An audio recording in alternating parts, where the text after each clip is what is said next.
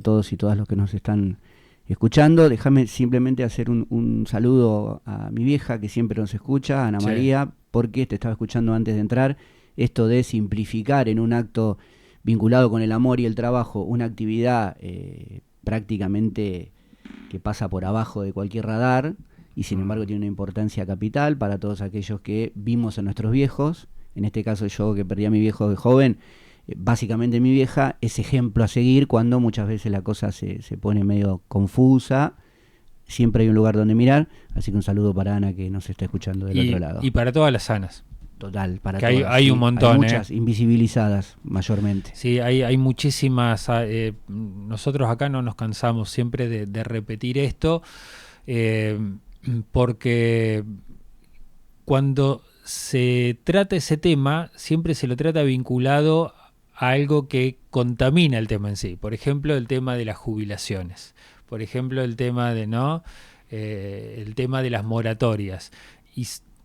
Y eso merece ser rescatado y tratado como una cuestión aparte. Ahora hay toda una reivindicación, pero hasta hace un tiempo se creía que eso era responsabilidad intrínseca, parte de la maternidad, parte del genoma de la mujer. Sí. Y que no era un trabajo. Que no era un trabajo. Pasabas del extremo de los que simplemente lo romantizaban como algo que les tocaba por ser mujer, a el extremo de, bueno, esta es una cuestión que se usa más como un instrumento político para generar tal o cual situación, o ese trabajador o esa trabajadora, en este caso invisibilizada, además era responsable de que cuando trabajaba dignamente como cualquiera, tampoco recibía los aportes correspondientes y permitía que su actividad tuviera el reconocimiento como cualquier otro trabajador y trabajadora. Todos aquellos que no hemos criado en un barrio, en los barrios, hemos conocido mujeres que hacían su trabajo en la casa y para sumar un manguito más al hogar salían a buscar otro trabajo. Ese trabajo que salían a buscar, bueno, era limitado porque tenían pocas horas, no tenían disponibilidad horaria. Bueno, muchas veces era trabajo doméstico. Sin derechos. Sin derechos. Entonces, trabajando toda su vida en la casa, más la changuita que hacían, limpiando algún negocio, limpiando alguna casa. ¿Se acuerdan las mujeres que tejían antes en los barrios, que hacían los suéteres, que eran modistas? Todo en la absoluta informalidad. Cuando muy alegremente alguno hoy por hoy te dice, che, pero este tema de sumar a los jubilados gente que nunca aportó, a mí me genera mucha bronca. Sí.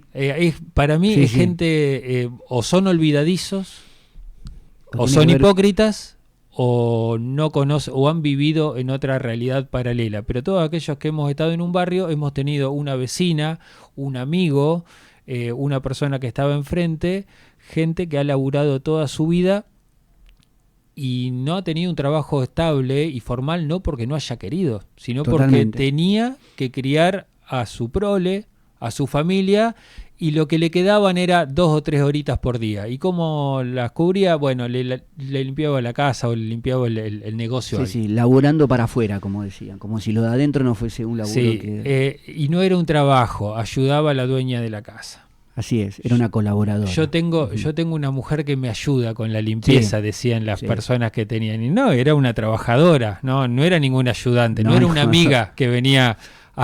No, tengo una mujer que me ayuda. No, tenés una trabajadora que viene a hacer un trabajo, ¿no? Está bien, Adorni te diría vos porque no te cruzaste con las jubiladas que me cruzo yo, que me prestan $200.000 sin interés y a devolver cuando pueda. Hay otro mundo posible. Tal cual. Bueno, hay mucho para rever y para hacer una lectura de todos esos años, ¿no? Que nosotros lo hemos romantizado, lo hemos negado. Así que cada día del trabajador no me canso de rescatar esas historias. Así es. Vamos a lo nuestro, están pasando muchas cosas en el mundo. Más allá, parece ahora que el conflicto en Medio Oriente ha pasado como un cuarto intermedio y entre tanto están pasando otras cosas con Europa, con la OTAN, con Estados Unidos. Así es, sobre todo porque recientemente se han dado dos sucesos que han pasado bastante por ahí desapercibidos de la discusión, sobre todo la discusión digital o mediática, que tienen que ver con uno que finalizó recientemente, que fue más breve en términos de días, otro que va a durar más de 40 días, que son ejercicios militares conjuntos en la región, diametralmente opuestos en el sentido de que, por un lado, este que finalizó, que fue una operación militar conjunta entre Brasil y Francia, una operación que se llamó Juana de Arco, que involucró a 1.700 efectivos entre los dos países, con actuaciones enfrente de las costas de Río de Janeiro, que tienen que ver con compartir cuestiones vinculadas estrictamente con ejercicios militares, en un marco donde, como bien vos decías, tenemos una OTAN donde Francia, quizás junto con Gran Bretaña, están tomando la posta de la OTAN post-Estados Unidos, si querés, vamos a decir post-Trump. Vamos a ver qué pasa cuando la cuestión cambie. Miralo vos a los franceses y a los ingleses, ¿no? ¿Quién diría? Bueno, a veces esto de que la desgracia o ese mal mayor hace que vos dejes de lado las diferencias internas, como puede suceder. Una diferencia de ¿cuánto? 400, 500 años. Sí, un detallecito. Un detallecito. Un detallecito de conteo de costillas, como decimos en la jerga, que hoy pareciera que los tiene del mismo lugar, del mismo lado, y que también se cuela mucho en esas cuestiones, aspectos que están vinculados con la política, la ideología y la forma de ver este mundo. ¿Por qué decimos esto? Porque del otro lado se están desarrollando parte de las operaciones conjuntas entre Estados Unidos y Argentina, en una operación que se llama Daga Atlántica, que forma parte de un conjunto de operaciones que afecta al Pacífico y el Mar Caribe. Esto también hay que decirlo, no es exclusivo de Argentina y de Brasil, pero que en este contexto, donde tenemos al embajador Lamelas, que recientemente, el embajador de Estados Unidos en Argentina, ¿no? Para quienes no lo saben, que recientemente dijo, bueno, Argentina no solamente tiene la voluntad política y el apoyo de un pueblo para este tipo de operaciones, sino que tiene recursos naturales, infraestructura crítica, capacidad logística, cercanía a la Atlántica y sobre todo, esto es mío porque él no lo dijo, tiene la Patagonia. Que no es poco. Que no es poco. En ese marco, por acá cerca, Juan, si escuchamos algunos sonidos extraños, tienen que ver con que Punta Alta es la base de operaciones, pero incluso enfrente a las costas de Necochea y de Mar del Plata va a andar dando vuelta un portaaviones nuclear en el US Nimitz, que es donde se subió Milei ayer o antes de ayer. Con su hermana y un par de funcionarios. Sí, una los Top Gun. Exacto. Sí, le faltaba el tema de Berlín de fondo. Nos quita la respiración a más de uno, pero bueno, haciendo un poco de analogía con aquella película y con su banda de sonido. Digo, más allá de esto se inscribe en un proceso que es, te diría, bastante sensible desde el punto de vista de algo que nosotros hablamos la otra vez, que tiene que ver con el aterrizaje de Palantir, porque lo interesante, que incluso lo dice Kirno, ¿no? El canciller, cuando dice, bueno, esto no solamente habla de la complementariedad en términos de mirada hacia dónde va la aldea global entre Argentina y Estados Unidos, sino que tiene que ver en lo estrictamente militar con aspectos que rozan cuestiones constitucionales que hasta ahora no se han debatido a mi gusto en profundidad, que tiene que ver con la injerencia en asuntos internos de un país como en este caso Estados Unidos. ¿Por qué? Porque este tipo de operaciones habilita cuestiones vinculadas con la lucha contra el terrorismo, el narcotráfico, la disuasión, que entre vos y yo son cosas muy ambiguas, porque de ahí a entrar en la base de datos del RENAPER, de ANSES, de PAMI, de ARCA, hay una línea muy finita, y ahí es donde entra algo que nosotros hablamos la semana pasada, que tiene que ver con estas soluciones integrales en materia tecnológica que presenta Palantir, no solo para Estados Unidos, sino al parecer, porque vos y yo lo desconocemos, también para Argentina. Estaba escuchando ayer que Peter Thiel está averiguando por colegios para sus hijos. Es decir, el último dato que teníamos, dato más o menos confirmado, es que este supermagnate tecnológico, que también se identifica como anarcocapitalista, ahí coincide, te diría, plenamente con nuestro presidente, compró una casa en un barrio muy paquete de Buenos Aires, enfrente a la casa de Susana Jiménez. $12 millones pagó por esa casa. Se suponía que iba a estar unos 3 meses acá, pero bueno, ahora este otro dato, que está averiguando cómo para instalarse con su familia, ¿no? Con sus hijos. Esto abre otra puerta, porque vos me acuerdo que lo contaste, esta idea de tomar a la Argentina como un territorio, como un laboratorio para los controles y para los controles preventivos y el manejo de la información, qué sé yo, haría por ahí que uno de estos grandes personajes se instalara directamente en Argentina. Sí, sobre todo porque en esta línea del transhumanismo y todo esto que nosotros hablamos que representa Peter Thiel, pero no es el único, con la muy mala noticia para todos nosotros que estamos hablando de un grupo de magnates tecnofeudales que no creen en la democracia y que creen que en esta etapa de transición, como nosotros ya lo dijimos, el Estado es un instrumento, pero no es una síntesis, que la síntesis es un gobierno corporativo con unos delirios que parecen de ciencia ficción, pero que hay que estar muy atentos.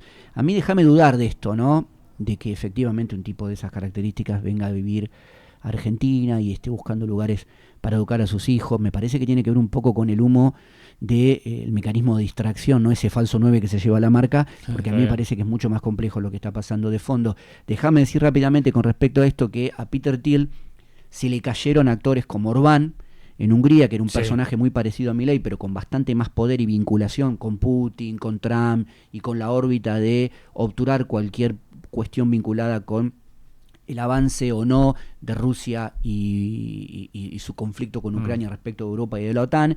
Y también le bajaron mucho el precio a Bukele, ¿no? Sí.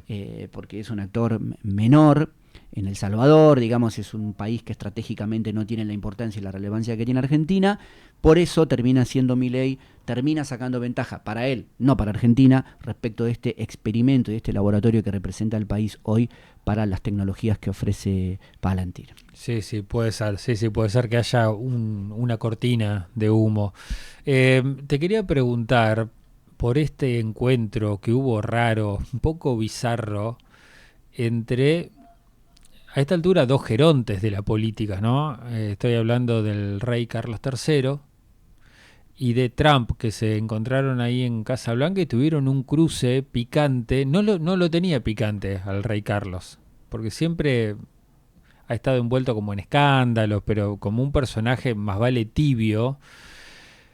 Y estaba escuchando ayer que que muchos europeos medio como que empezaron a sacar pecho. Dijeron, mirá, si ahora Carlos III se transforma en el mejor embajador de Europa en los Estados Unidos.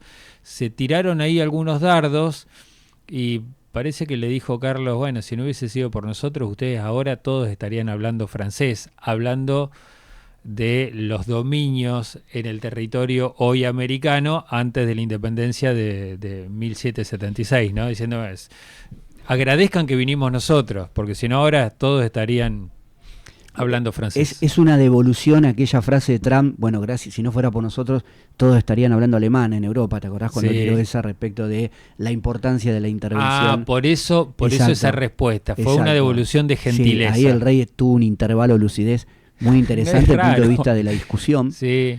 Y de cuánto estas estructuras hiper oxidadas, ¿no? Como la realeza, las monarquías y demás, que también están viendo que este mundo está cambiando y hay una marginalidad que los está ubicando ahí, en un lugar en donde en algún momento va a haber que revisar ese tipo de posicionamiento. Se está alineando en cierta forma con el gobierno español, porque hay que decir que España fue un actor que no tiene la preponderancia que tiene Francia dentro de la OTAN o dentro de la Unión Europea, pero sí desde el punto de vista, primero, de lo que tiene que ver con el habla hispana, y segundo, con lo que tiene que ver con ser uno de los primeros contestatarios, junto con Sheinbaum en México y Lula acá en Brasil, respecto de la política de Estados Unidos hacia Medio Oriente. Lo cual hoy hay que decirlo, esa bandera que recoge Francia, Alemania e incluso Gran Bretaña, en algún punto, esa pequeña llama la enciende España. Y la realeza española en este punto, muy inteligentemente desde mi punto de vista, recoge el guante y golpea en ese punto bajo, si querés, por la línea de flotación, aunque sea discursiva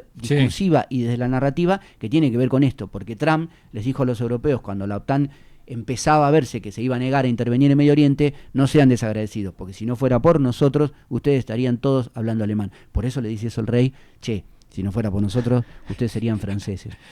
Cosa que hay que revisar la historia, ¿no? Porque España, en el momento de los procesos de colonización, que no viene el caso, era uno de los países más pobres de Europa, uno de los estados más pobres de Europa, que tratando de rescatar precisamente a la monarquía y a la realeza, se emprende en esta conquista, como le llamaban ellos, y así terminamos todos nosotros siendo hijos de españoles o de portugueses de este lado. Sí, tal cual. Bueno, ahora viste que de a poco empezamos a escuchar algunas frases con respecto a la economía que tienen que ver con la historia.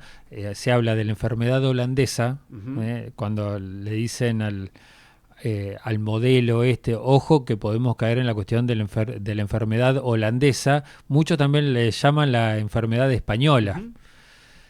En el caso de España, porque vivían de los recursos que sacaban de acá, de las provincias de ultramar, ¿no? Pero esto de atarte y quedarte tranquilo al ingreso, esto tiene que ver con esta cuestión ahora de supermoda del petróleo y la minería y de todas estas cuestiones extractivas. Dice, bueno, no se casen con esto, que en algún momento pueden caer en la enfermedad holandesa o en la enfermedad española. Atarse a una sola fuente de recursos y cuando se te cae esa, se te cae el mundo, se te viene el mundo abajo. Totalmente, es el mal de la dependencia. Hay un tal Fanon que escribió un libro respecto de esto en los procesos de descolonización, que tenía que ver con la maldición de los recursos naturales, ¿no? Y esto que vinculaba a sectores como África, que nosotros los veíamos muy lejos y que hoy nos está pasando con otras características historiográficas y actuales, pero en cierta forma, ojo, porque cuando decimos... Es una bendición, pero también puede ser una maldición, tener mucho recurso natural. Exacto. Hay que estar muy atento a eso. Hablando de humo, en un momento, déjame aclarar algo, no porque nosotros hayamos incurrido en esa información, sino porque nosotros incluso la semana pasada lo trajimos acá respecto a que aparentemente Trump habría salido a decir enojado con los ingleses. Ahora van a ver, porque yo voy a apoyar el reclamo de Malvinas en Argentina. Este asterisco es importante. Esta semana que está terminando, Marco Rubio salió a poner... Habló y dijo... Dijo, muchachos, nosotros seguimos siendo neutrales. Básicamente lo que quiso decir es arréglense ustedes con Gran Bretaña. Fue apenas un mail, dijo Rubio. Sí. Esto pues nosotros también lo dijimos. Cuando lo planteabas vos, ¿qué va a pasar con esto? Dijimos, esto es humo. Tiene que ver un poco con mecanismos distractivos. El que está más contento con esto es Milei, porque no va a tener que bajar el cuadro de Margaret Thatcher de sus oficinas. La última que te hago, y con esto te despido, y hablando del tema Malvinas, Milei estuvo varios días en Israel, se juntó con todo el mundo, estuvo en actividades religiosas, en actividades que no sé ni en dónde encasillarla, porque no son ni políticas ni nada, con sus amigos bailando. En algún momento estuvo hablando de política, y cuando salió el tema Malvinas y el vínculo de alguna empresa con capitales israelíes que está explorando Malvinas, se hicieron todos los dos lobos y dijeron, nosotros no tenemos nada que ver con esto. Israel, quiero decir, ¿no? Sí. Dijo, no, nosotros no tenemos nada que ver, no, sí, algún capital será, pero ¿cómo se va a resolver eso? ¿Somos los mejores amigos? Los bancamos a todos, a los israelitas, en las campañas militares, no mandando soldados, pero digo, desde lo diplomático por lo menos, nos sacamos la foto, lloramos en el muro de los lamentos, y por el otro lado, ¿cómo hacemos para resolver que ellos con capitales británicos estén explotando parte de un territorio que para nosotros es nuestro? Esto que es difícil de explicar respecto de que un presidente tenga este tipo de comportamientos, ¿no? Fuera de cualquier tipo de protocolo y de cuestiones de las que muchas veces hemos hablado acá, en esto que vos planteás, en función de la alianza excesivamente carnal que tiene Javier Milei con Benjamín Netanyahu, porque también hay que separar esto, ¿no? Circunstancialmente el Estado argentino está involucrado en esto. Hay que decir algo concreto. A lo sumo lo que puede llegar a quedar en la historia muy breve y reciente en términos de cercanía es la posibilidad de que Milei el día de mañana pueda conseguir un tipo de asilo político en Israel siempre que Netanyahu siga en el poder. ¿Por qué decimos esto? Porque esto que vos planteás, nosotros cuando hablamos de Malvinas lo mencionamos, hay dos de las principales empresas que tienen contratos recientemente firmados con el gobierno británico respecto de la posibilidad de ampliar la pesca en aguas internacionales en torno a Malvinas, son de capital israelí, con lo cual hay que decir acá tajantemente, antes de que alguien salga a decir cualquier otra pavada, en ningún tipo de escenario o circunstancia Israel va a acompañar el reclamo argentino por la soberanía de Malvinas. Hay que ser, Juan, muy claro con esto y empezar ahí siempre van a estar con Israel, con Inglaterra. Siempre van a estar con Inglaterra. Hay que empezar de vuelta a decir, che, pensemos un poco, paremos la pata del acelerador, esto de la posverdad, está todo bien, pero empecemos a hablar seriamente porque siempre hay un día después, aunque pareciera a veces que no. Ezequiel, muchísimas gracias. Gracias a ustedes, que tengan una linda jornada. Ezequiel Escudero con nosotros en el Día del Laburante.